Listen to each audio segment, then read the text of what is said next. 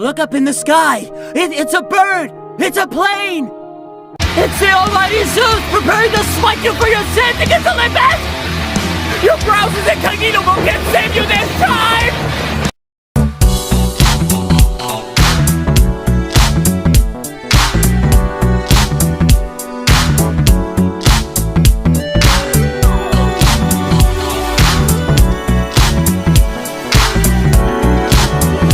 Nitro Reviews.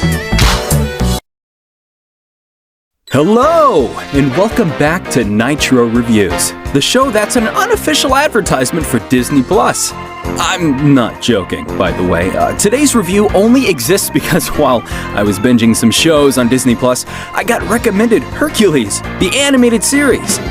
And who am I to deny the divine wisdom of our corporate overlords? And what did I think of it?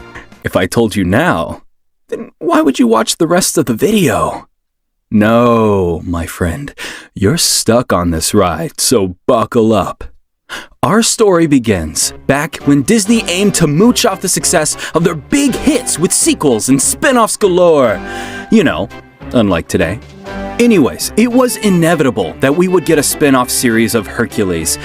The movie was a big hit, and with the basis of Greek mythology, they had plenty to expand upon. And with Hercules' rank as a god restored, the sky's the limit for what adventures await him! At school. Yeah, the show takes place during Hercules' training years, where he gets enrolled in a school for mortals and demigods alike. If that sounds at all familiar to you, then hey, you're one of the lucky few who remembers Percy Jackson. And if you don't, then not to worry, because Disney is making their own adaptation for the streaming service. Funny how things come full circle like that. So why did they decide to send Hercules back to school?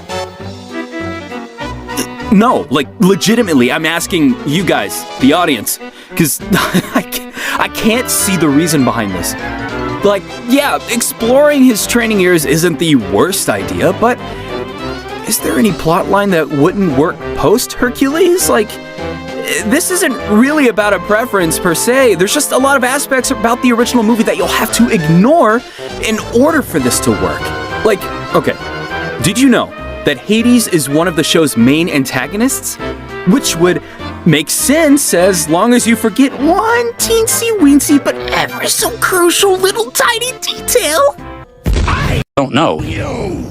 But I found it helps if you just view the show as a what-if scenario. Then you'll find that there's actually a lot to admire about this show. Like the fact that most of the original voice cast returned for this. Yeah, a lot of big-name actors returned for this low-budget TV spin-off. So, Father, maybe a little, divine intervention, huh? I can't help you, son. Orpheus is one hot ticket. Another ding. Bada bing. Thrilled. I'm absolutely thrilled over here. All except for Danny DeVito. This guy hasn't voiced Phil since the original movie. And at this point, the replacement actor is more of an official voice of Phil than he is.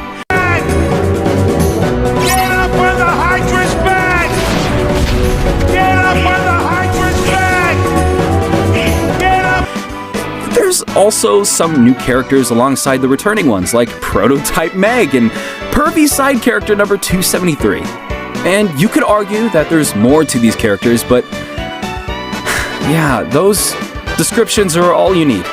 On the bright side, it's believable that Hercules would just forget these characters exist by the time he's a big boy.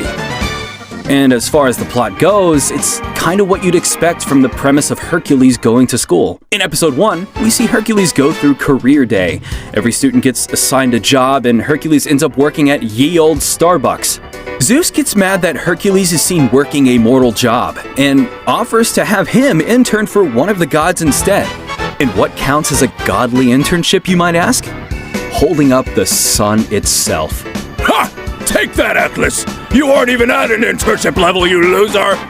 It turns out the sun is actually kind of hot, so Hercules puts on oven mitts so he can carry it, and that teaches him the value of mortal jobs, I guess.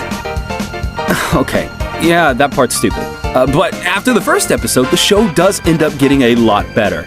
Instead of focusing on the school stuff, the show leans more into focusing on the monsters and the gods of the Hercules world, and which it really is what everyone wants. And I think the show delivers well enough on it. In one episode, Hercules is caught between the conflicts of the god Ares and Athena, both of which aim to destroy each other's realm using Hercules. In another episode, Hades rewrites reality using the quilt of the Fates, making him the ruler of Olympus. A lot of the episodes adapt aspects of the Greek mythology the movie never touched upon. And that's really all you could ask for. Or is it? Because I forgot to mention, this show had a crossover with Aladdin! And to this day, I think this is the greatest thing Disney has ever done. Sure, they've had some crossover projects. They've rarely had crossover episodes, except for that time Tarzan crossed over with Atlantis, but we don't care about that. Let's talk about this. The crossover begins with Jafar causing a ruckus in the underworld.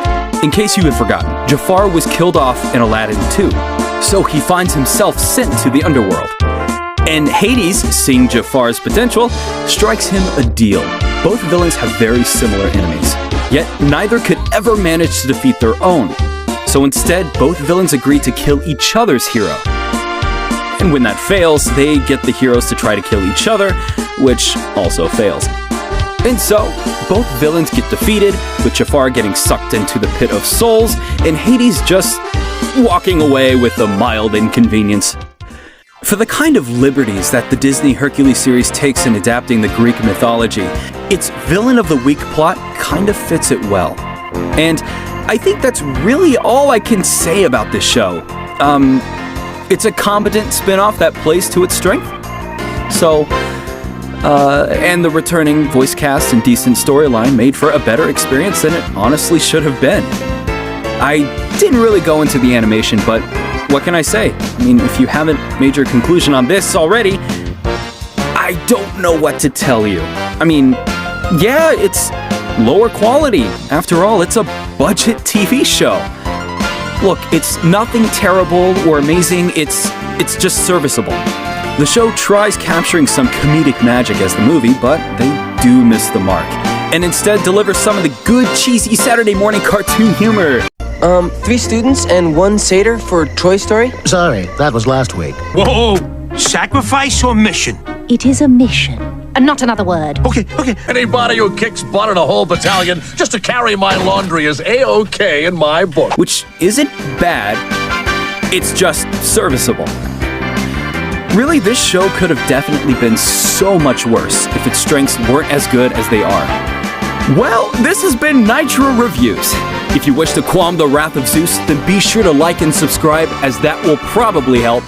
And for those of you that do survive the rampage of the almighty Greek god, we will see you in the next review.